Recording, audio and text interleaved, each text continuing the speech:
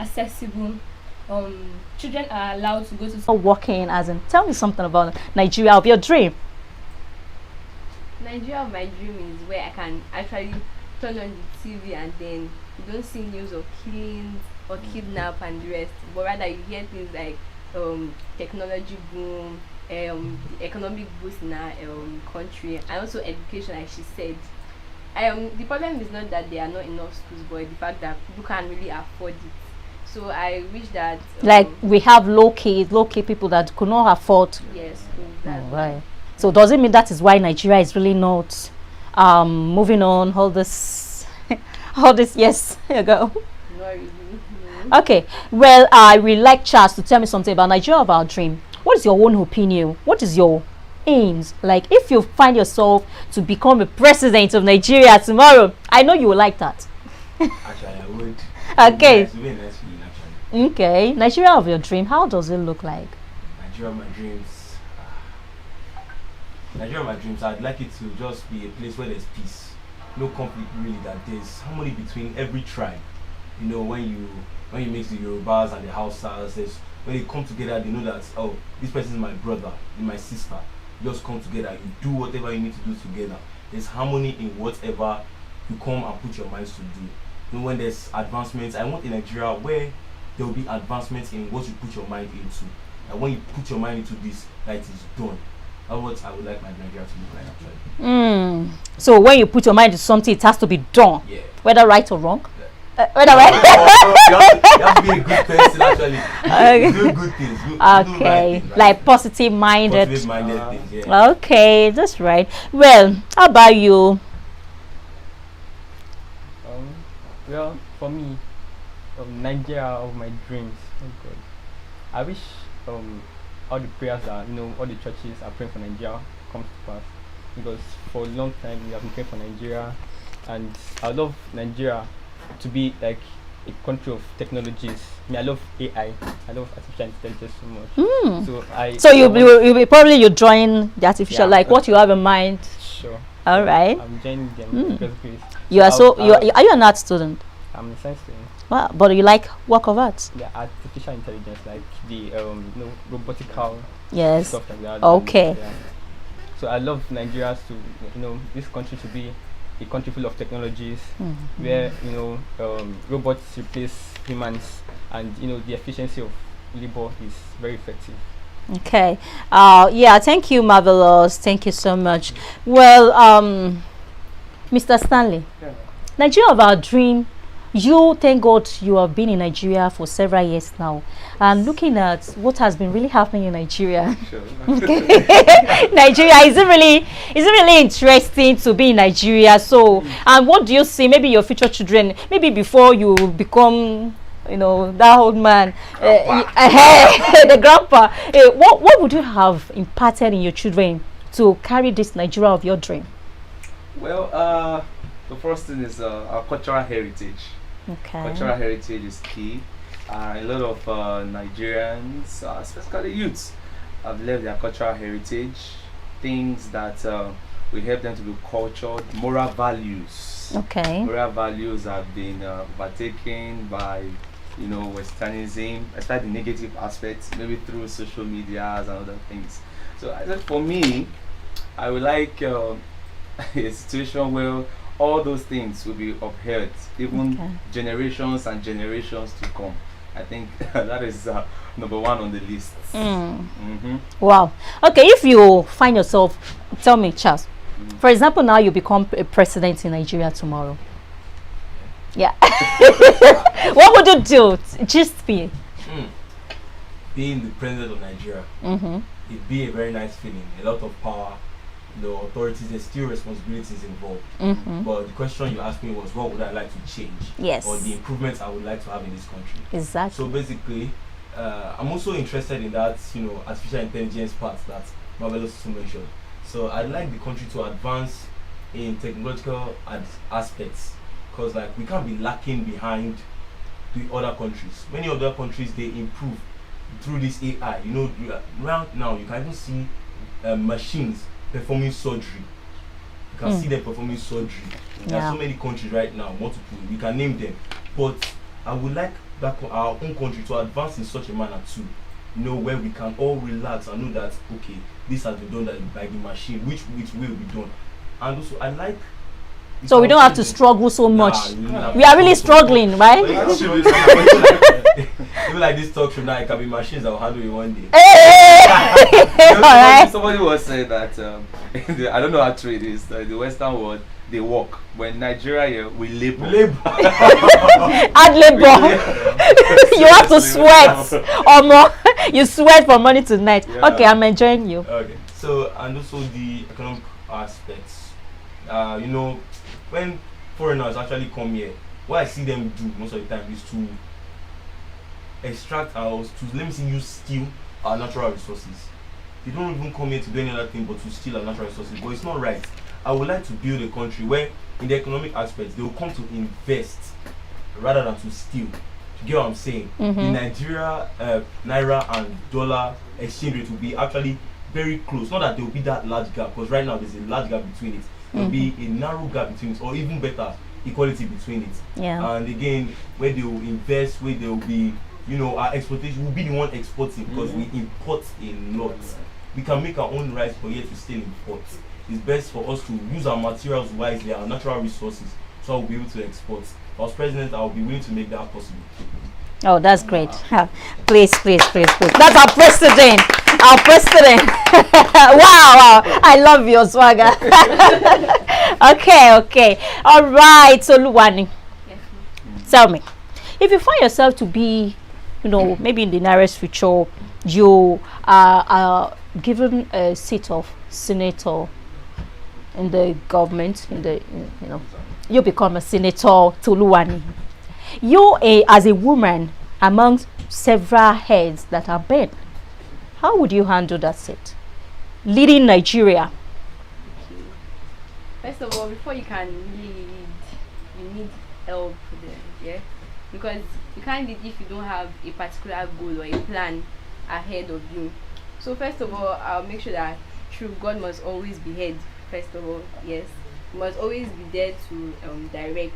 And then if I'm the Senate president, if I want to solve problem, I must first of all look at the problem that is faced in our community. So you can't just solve a problem if you don't go down to the people and then ask for what they need and what they are lacking. So first of all, I'll make sure that the local governments work right. They work together to make sure that they know the problems that each individual is facing in their community, and then try to solve the problem, not just look down on them and then forget or neglect them. Okay, so that means, are you really proud to be a Nigerian? Yes, I am. Oh, right, seriously proud? Yes, I am. Okay, I'm coming back to you. Look, tell me now, in this kind of situation, like, if you're asked, okay, to choose a position, all right, in the government's seat, what would you like to become? What would I like to become? I think I would like to become president. Everybody wants to be president. Okay, we have a vote in the house. Can a woman, a female, can we really have a female president in Nigeria? Yes, we can. Very possible. How is it possible? Because male and female, there's no difference between a male can be a leader, a female can be a leader. So I don't see any reason why it's only male. Even if a female can bring the breakthrough of Nigeria, it can be possible. Yesterday I was going home, let me just you, and I was in a public bus. So because I like taking public bus a lot, because it helps to know what's happening. And a man, we were talking about, deliberating about the government, what's happening in Nigeria, and a man beside the driver said, if they could allow female to rule Nigeria, there would be a great change. And the driver said, it can never be possible. And people started talking about it in the bus, seriously. And they were talking about, hey, women can never rule Nigeria. How could it be? It can never be. We are the man, this I said. And the man started to argue back with the man. And I came in because I was like, okay, what change has occurred in Nigeria? Women are the one ruling this country, yes or no? True, yeah. Without I women, disagree. you just see. Behind the successful man, there's always a woman at the Thank you, thank you, Jare. Thank you so much. Thank you. Say. Holding the success. It's not the man. Actually, the woman, just that we don't know. People only care about the result. Don't care about the progress. Women are the progress, and men are the results. Esther. You know what? Don't mind Mr. Stanley. The thing is that women, we are the corning thing that works around Nigeria that makes it work. Without women, isn't it? Yes. Without women, things cannot work. Oh, because a lot of things happening. If you go deep, women are the key. Hey, please, cut me wrong. Cut me wrong. Okay, so, all right, give me your side of the story. If a woman come, if you, as a woman come in the seats, as in, what would you do as a woman to be a president? Okay. So mostly there's this character about women that makes them very unique. In the fact that they are very passionate and they make sure that what they set their minds into will always go complete and will always be a success. So there's something about women, think that they can easily get to know the problem that a person is facing, maybe because of their kind words and the rest. And they're always so compassionate in looking at people's problems. So now if you go to a place where you see that, okay, these people are really hungry or these people are finding it difficult to live, I'll make sure that I don't just forget about them and then face my own selfish desires. I'll make sure that, okay, these people are really taken care of, and then their all their desires and then their needs are actually looked into and solved. Okay, thank you. All right. So, I want to ask you, Marvelous, what is your impression about Nigerian leaders? Well, Nigerian leaders, I'm not quite impressed about Nigerian leaders, because if a good leader, it will show in the country.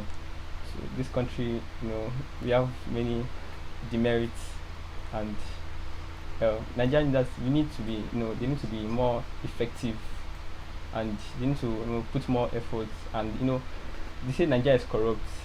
If Nigeria is corrupt, that means probably our leaders are corrupt. That means you need our leaders to take away this corruption in them, so that the country too can raise up. And our leaders, they're meant to be like to know the mind of the people.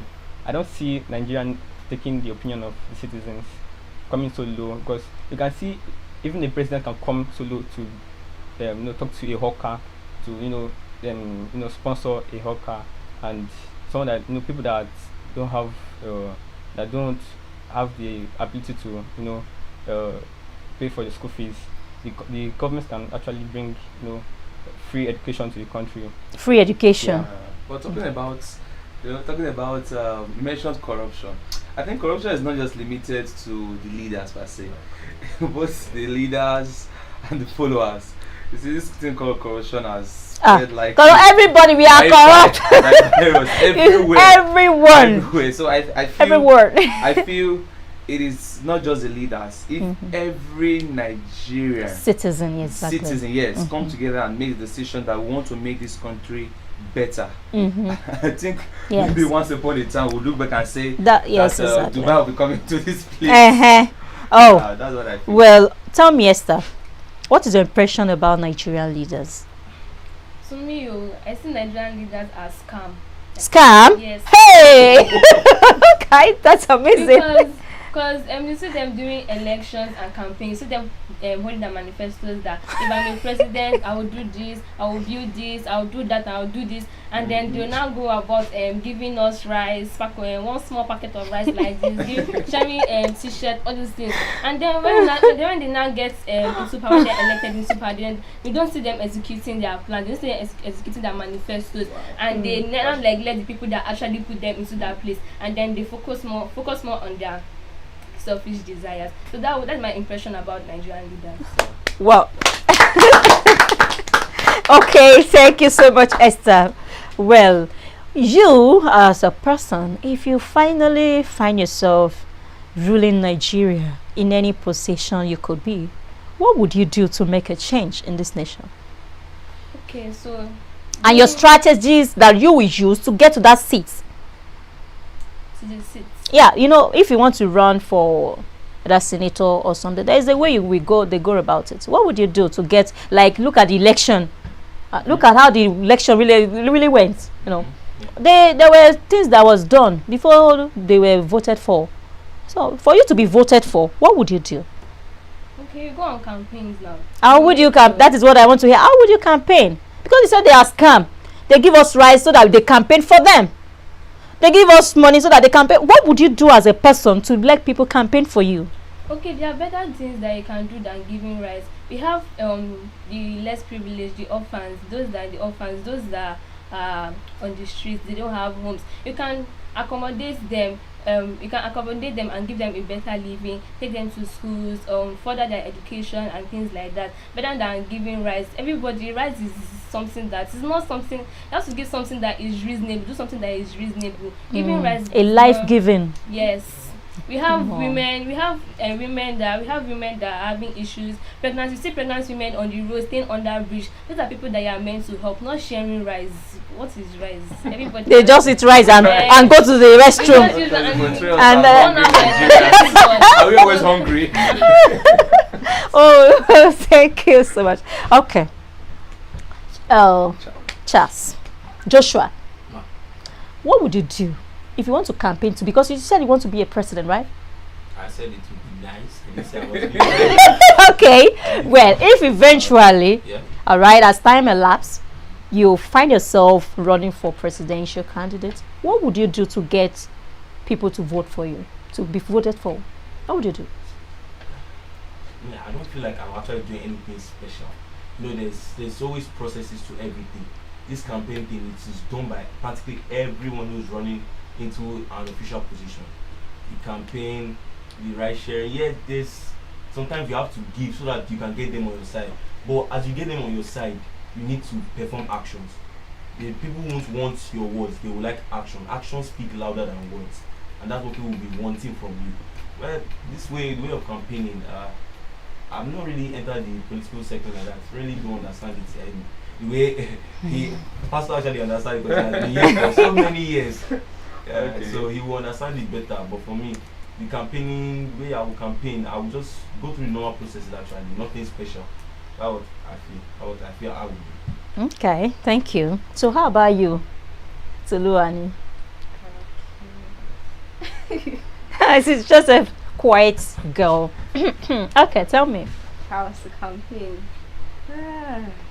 Because she rightly said that Esther said that Nigeria leaders, they are scammers.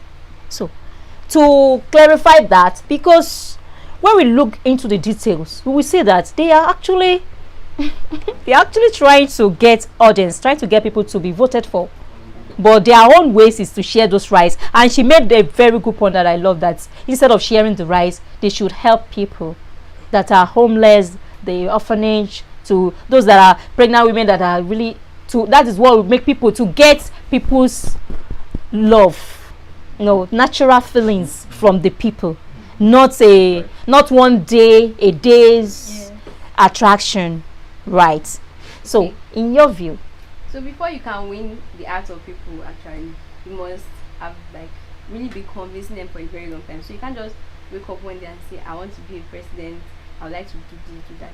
So you must have started long ago, maybe by having a foundation where you take care of people. What's the shy children? I don't know, I'm using the word children. yes, use children. Children to school, helping people who are really needing. So I feel like it doesn't just start from one day, as she said, that you just share rice and that's it. Because that one is just a temporary satisfaction. But if you are doing something continuous, like a foundation, people really it will last long in the eyes that okay, this person has done this and therefore you can actually campaign better. Okay, I have a question I want to ask everybody. During the pandemic, all right, that was the time the rice sharing and thing really came up from different people, personality. So, what actually happened to you in your family? Tell me, what actually, Marvelous, what actually went, what was the scenarios in your environment, your family? How did you feel when the schools were shut down, when there was no movement, everybody had to cover? What was your feelings? Actually, it's a bad experience. It's an history that everybody will still remember. But for my family and I, it was okay for us. Although we didn't even get the sharing of rights and everything. We don't even care about the sharing of rights, but it's like the mind of the citizens. It wasn't good. It was a bad, very, very, very bad experience. And for that families that could not provide for themselves, I actually appreciate the government for sharing things. Although they actually embezzled, according to what I heard, but it can be a rumor. But for me and my family, actually, it was not that bad for us. Okay, thank you, Toluwani. Okay. During that period, like most things were cut down, but you always hear, now you cannot go out to do this, can't go out to do that. So I don't know. It was the time where everybody was really looking at how to cut down costs and how to manage. Because actually during that period we didn't even know when the lockdown was actually going to end. So everybody was managing themselves in my family. Yeah. That's how it went. So what did you see around you that really touched your heart? Okay. It was when in the news I realized that some people said the rice didn't get to them, and when people started looting warehouses, I was really paid, because most time you hear that government have shared this amount of provision to people, not knowing that they actually get to them. So that was really Hurt you. Okay, how about Joshua? The experience for me, really, I don't have much memory on it actually. Because like how many years ago? Like 3. But the thing was, the experience was not okay. It wasn't a nice one to remember. Always being locked down in your house, cooped up in one area. You keep seeing the same things every day. You wake up, you walk around your house, do work, you can't go outside, you breathe some fresh air, watch TV, you go back, sleep, you wake up the next day, it's the same thing over and over again. So basically that experience wasn't really one to remember. More reason why I'm happy that it has left my mind. Okay. How about you, Steph? For me, it was very bad. It was very bad. Like, everybody was just in one place, just constrained in one house. No going out, nothing. To watch TV, they're always repeating the same thing. It was very bad. To go and see your friends before you even hug somebody, like, this one has corona. Just cover yourself. Did you shake somebody? You don't want to shake anybody now. But if you're contacting, how about your family? I hope you didn't cover your nose. No, now we're all staying in the same place, so we know now. So well, how about your relative? Maybe your relatives. When they want to leave, nobody left their house now. Everybody wants to stay safe, so nobody left their house actually. And the fact that schools were locked down, you not see your friend, nothing at all, just to chat on WhatsApp, and sometimes it gets so boring. It was so bad actually. Oh well, Mr. Charles, what would you say to all we have well spoken so far? Okay. Well, the pandemic was terrible. Was honestly terrible, because a lot of things, activities were shut down. For me, I'm an outspoken person. I like going out as well as a sanguine, and I hate to be confined for a long time. That's the way it happened. But unfortunately, I had to go through that process for so many months. So it was really terrible. A lot of boredom, a lot of plans. How about the NSAS? Wow, on that. Well, it's another topic. It's a topic for another time. All right. For another time. Okay. Well, with all we have spoken, I hope another time when I will invite you, we talk about NSAS. Okay. Because our time is fast spent right now. And for all our viewers, for all of you watching us at home, as you know, this is Mr. Stanley. Please, I would like all of you to introduce yourself properly, one after another. Yes, sir. All right. Stanley by name, Stanley Ojabu. That's it. I am Charles Joshua. I'm Ivy for Toluwani. Yes. I'm Nkano Esther. And this is Marvelous. And I am Epsiba Akinwande. Thank you all for watching, and this is Flip TV. Kindly follow us, subscribe, like, share, comment. We are always with you. And this is a weekly program. See you next week with a new topic. Ciao, ciao.